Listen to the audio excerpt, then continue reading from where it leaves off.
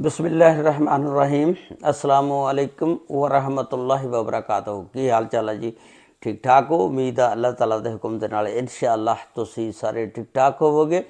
अल्लाह ताला सब ते रहमत फरमाए। अल्लाह ताला सब नूं अपने हिफ्ज़ो ईमान च रखे। आमीन सुम्मा आमीन।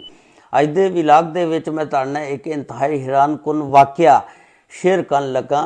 इनू बड़े गौर नाल सुनना और वेखना कि एक बच्चा जिहड़ा पैदा हुंदा ਉਹ हर बंदे नूं पता खाली हत्थ आंदा ते जदों मरदा जिन्नी मर्जी इस दुनिया दे विच कमाई कर लवे ते ਉਹ खाली हत्थ ही ਜਾਂਦਾ। ते जिस वेले पैदा हुंदा ਉਹ बेलिबास हुंदा, ਉਹਦੇ उत्ते लिबास भी नहीं हुंदा।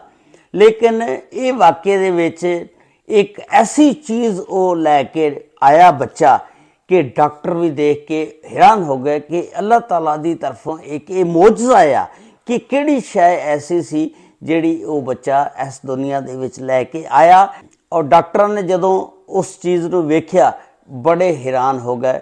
अल्लाह ताला दे कानून नूं भी कोई नहीं रद्द कर सकदा ना तोड़ सकदा, क्योंकि साइंस जिहड़ी आ जो मर्जी कर ले, लेकिन जिहड़े अल्लाह दा कानून आ, अल्लाह दा हुक्म आ, जो अल्लाह चाहे वो कर सकदा। ते इत्थे साइंस भी फेल हो गई, डॉक्टर भी फेल हो गए। ਉਹਦੀ मुकम्मल तफसीलात कि वो किहड़ी ऐसी चीज़ लैके पैदा होया अज दी इस वीडियो दे विच मैं तुहाडे नाल शेयर करांगा। और एंड ते वो मैं वीडियो भी तुहानूं दिखावांगा, वो जरूर तुसीं देखना। ये वाक़या जिहड़ा 2025 दा आ और सोशल मीडिया दे उत्ते बड़ा वायरल होया। ये एक बच्चा आ, ब्राज़ील दा यह मुल्क आ, उत्थे दा ये वाक़या आ। उस बच्चे का नाम रखा गया मैथवेस गब्रिएल। इन्हां दे नाम भी फिर इस तरह के हुंदे ने ना, जुबान ते जल्दी नहीं चढ़ते।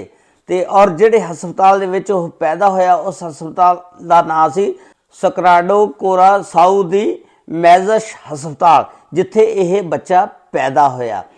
और जदों ये बच्चा पैदा होया इस दी माँ जिहड़ी सी ना वो दसदी आ कि 2 साल पहलों मैं ना एक कापरटी IUD हमल तो बचने वास्ते एक रखाई सी ताकि गां मेरे बच्चे पैदा ना होण।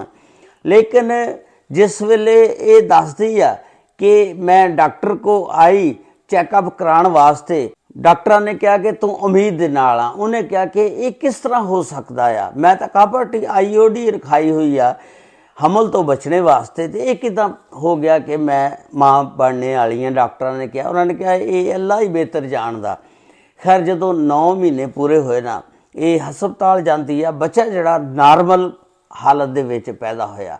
जिस वेले पैदा होया वो जिहड़ी कापरटी सी ना IUD यानी हमल तो बचने वास्ते रखाई सी माँ ने रहम दे अंदर ताकि गां बच्चे ना पैदा होण, वो बच्चे दे हत्थ दे विच सी पकड़ी हुई। और इस तरह पकड़ी ये तस्वीर वेखो, तुसीं वेख रहे हो कि डॉक्टर हैरान रह गए, परेशान रह गए कि ये जिहड़ी कापरटी आ ये माँ नूं या बच्चे नूं नुकसान भी पहुँचा सकदी सी। लेकिन तुसीं अल्लाह ताला दी कुदरत देखो, उहदा मोजज़ा वेखो। अल्लाह ताला ने उहदे हत्थ दे विच इस तरह पकड़ाती कि उहदे नाल ना मां नूं नुकसान होया ना उस लड़के नूं नुकसान होया जिहड़ा पैदा होया। ये सारे कारनामे मेरे अल्लाह दी ज़ात दे ने। अल्लाह ताला जो चाहे हो सकदा। अल्लाह ताला ने तो सिर्फ एक दफ़ा कह देना कुन फयकून, हो जा, ते वो हो जांदा। ते तुसीं देखो इत्थे इंसान बड़ी बड़ी चीज़ां तैयार करदा, साइंस बड़ी तरक्की कर गई है।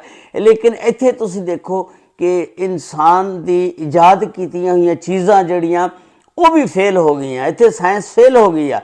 वो जिहड़ी कापरटी सी तुसीं देखो, वो अल्लाह ताला ने अपने हुक्म दे नाल उस बच्चे नूं हत्थ दे विच पकड़ाती और उस कापरटी ने नुकसान भी कोई नहीं कीता। जिस वेले पैदा होया उहदे हत्थ 'च वेखी, देख के डॉक्टरां दी हैरानगी दी हद मुक गई। उन्होंने कहा कि इत्थे साडी साइंस भी फेल आ। और ये वाक़या जिहड़ा सोशल मीडिया दे उत्ते बड़ा गर्दिश कर रहा। तुसीं देखो इंसान इस दुनिया दे विच आंदा बड़ा कुछ कमांदा आ, ते लेकिन जान लग्या इंसान नूं ये भी नहीं पता कि मैं जिहड़े कोठियां बंगले महल बनाए ने ਇਹ ਮੈਂ ਸਾਰਾ ਕੁਝ ਇੱਥੇ ਛੱਡ ਜਾਣਾ ਤੇ ਜਾਣ ਲੱਗਿਆਂ ਕੋਈ ਪਤਾ ਨਹੀਂ ਮੈਨੂੰ ਕਬਰ ਵੀ ਨਸੀਬ ਹੋਣੀ ਆ ਜਾਂ ਕਫਨ ਵੀ ਨਸੀਬ ਹੋਣਾ, ਇਹ ਅੱਲਾ ਨੂੰ ਮੇਰੇ ਨੂੰ ਪਤਾ ਆ। ਤੇ ਆਣਾ ਜਦੋਂ ਤੇ ਖਾਲੀ ਹੱਥ ਆਣਾ ਆ ਤੇ ਬੇਲਿਬਾਸ, ਜਿਸਮ ਦੇ ਉੱਤੇ ਲਿਬਾਸ ਵੀ ਕੋਈ ਨਹੀਂ ਹੁੰਦਾ। ਇਹ ਸਾਰੇ ਕਾਰਨਾਮੇ ਕਰਿਸ਼ਮੇ ਮੇਰੇ ਅੱਲਾ ਦੇ ਨੇ, ਜਿਹੜਾ ਇਨਸਾਨ ਨੂੰ ਪੈਦਾ ਕਰਦਾ। ਖਾਲੀ ਕੱਪੜੇ ਵੀ ਨਹੀਂ ਹੁੰਦੇ ਹੈਗੇ। ਫਿਰ ਦੇਖ ਲਓ ਇਨਸਾਨ ਇਸ ਦੁਨੀਆ ਦੇ ਵਿੱਚ ਆਉਂਦਾ, ਕੋਠੀਆਂ ਬੰਗਲੇ ਮਹਾਲਾਤ ਬਣਾਉਂਦਾ, ਔਰ ਜਾਣ ਲੱਗਿਆ ਕਬਰ ਔਰ ਕਫਨ ਵੀ ਜਿਹੜਾ ਇਹ ਅੱਲਾਹ ਤਾਲਾ ਜਿਸ ਨੂੰ ਚਾਹੇ ਨਸੀਬ ਕਰਦਾ। ਕਈ ਬੰਦਿਆਂ ਨੂੰ ਕਬਰ ਔਰ ਕਫਨ ਵੀ ਨਸੀਬ ਨਹੀਂ ਹੁੰਦਾ। ਬਹਰਹਾਲ ਇਨਸਾਨ ਨੂੰ ਹਰ ਵਕਤ ਆਪਣੀ ਮੌਤ ਦੀ ਤਿਆਰੀ ਰੱਖਣੀ ਚਾਹੀਦੀ ਆ। ਕੋਈ ਪਤਾ ਨਹੀਂ ਕਿਸ ਟਾਈਮ ਮੌਤ ਜਿਹੜੀ ਆ ਘੇਰੇ, ਆਪਣੀ ਤਿਆਰੀ ਕਰਕੇ ਰੱਖਣੀ ਚਾਹੀਦੀ ਆ ਤਾਂ ਕਿ ਅੱਲਾ ਦੇ ਹਜ਼ੂਰ ਜਦੋਂ ਪੇਸ਼ ਹੋਵੋ ਤੁਸੀਂ ਕੁਛ ਨਾ ਕੁਛ ਲੈ ਕੇ ਜਾ ਸਕੋ।